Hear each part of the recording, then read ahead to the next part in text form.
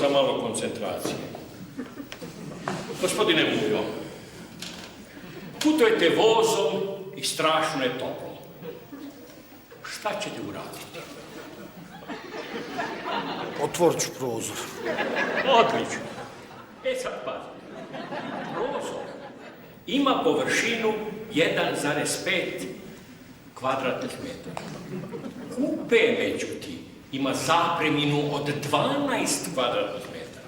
Voz juri 80 km/h ka zapadu, a puše južni vjetar 5 metara u sekundu. Za koliko će se izvetriti kupe? Mi jezika.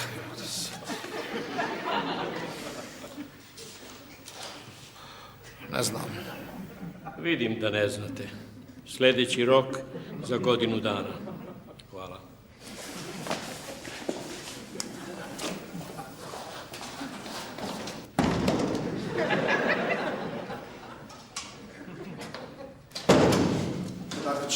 Dobro večer.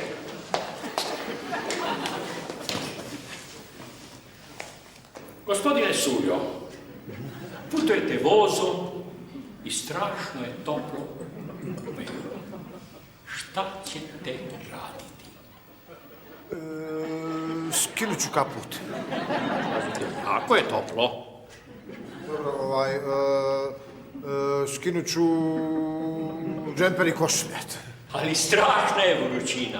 Još je toplo, toplo. Dobro, skinut ću i potkošulju i guo ću bit, šta? A šta ako ispred vas sjedi crnac koji se pali na to? Šta ćete onda? Profesor, može jebat i mene i cijeli kupe. Ja prozor ne otvaram.